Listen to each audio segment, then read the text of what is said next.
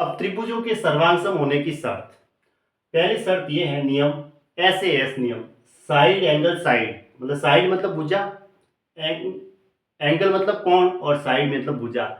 तो एक त्रिभुज की तो दो तो भुजाएं होगी और उनके बीच का कोण, दूसरे त्रिभुज की दो भुजाएं और उनके बीच के कोण के बराबर हो तो दोनों त्रिभुज सर्वांग होंगे। कैसे? जैसे त्रिभुज ABC है और ये त्रिभुज PQR है। अब ये जो भुजा है AB, वो भुजा PQ के बराबर है। अब BC जो भुजा है वो भुजा QR के बराबर है, डबल लाइन खींची हुई है, मतलब ये इसके बराबर है और ये इसके बराबर है, और ये कोण इनके बीच का इस कोण के बराबर है। तो ये दोनों त्रिभुज ऐसे ये सर्वांग सम होंगे। जैसे त्रिभुज ABC और त्रिभुज PQR है वो सर्वांग सम होंगे।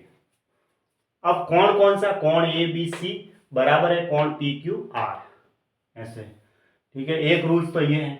दूसरा रूल्स ये है ASA नियम। इसमें दो एंगल दे रखे हैं और एक साइड है, दो एंगल होंगे और एक साइड होगी, मतलब एक त्रिभुज के दो कोण तथा कोई एक भुजा, दूसरे त्रिभुज के वापस दो कोण होंगे और एक भुजा होगी, क्योंकि साइड एक ही लिखा हुआ है ASM। तो बराबर हो तो दोनों त्रिभुज सर्वांग सम होंगे। जैसे ये त्रिभुज है, अब ये कोण इसके बराबर है और ये वाला कोण इसके बराबर है, क्योंकि यहाँ डबल लाइन खींची है, मतलब ये दोनों कोण बराबर है, और यहाँ सिंगल लाइन है, इसका मतलब ये कोण इसके बराबर है और ये एक भुजा इसके बराबर है, तो दोनों त्रिभुज सर्वांग सम होंगे। ऐसे यहाँ लिखा हुआ है, यदि एक त्रिभुज के दो कोण तथा कोई एक भुजा दूसरे त्रिभुज के दो कोण तथा एक भुजा के बराबर है तो दोनों त्रिभुज कॉन्ग्रुएंस होंगे, सर्वांग सम होंगे।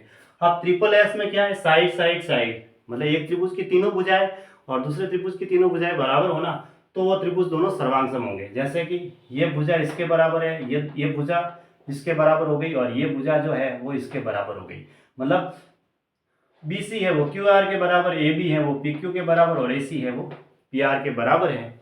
तो ऐसे तीनों भुजाएं आपस में बराबर है तो दोनों त्रिभुज क्या होंगे? सर्वांग सम होंगे। अब RHS नियम क्या कहता है? यदि समकोण त्रिभुज में एक त्रिभुज का कर्ण और एक भुजा, अन्य त्रिभुज में भी क्या होगा? समकोण त्रिभुज होना चाहिए, कर्ण और एक भुजा के बराबर हो तो दोनों त्रिभुज सर्वांग सम होंगे। कैसे? जैसे ये समकोण त्रिभुज लिया, इसमें 90 डिग्री है और इसमें भी एक त्रिभुज है तो इसमें 90 डिग्री का कोण है, तो दोनों त्रिभुज समकोण तो है ही है।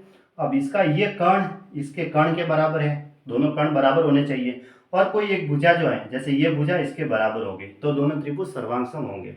ऐसे RHS में क्या होता है? एक समकोण त्रिभुज और दूसरा भी समकोण त्रिभुज होना चाहिए, कर्ण तो होंगे वो दोनों बराबर होने चाहिए, और कोई एक भुजा है वो दोनों की बराबर होने चाहिए, तो दोनों त्रिभुज सर्वांग सम होंगे। और ये सर्वांग सम का चिन्ह है, ठीक है, इसको कहते हैं कॉन्ग्रुएंट, यानी सर्वांग सम, कॉन्ग्रुएंस।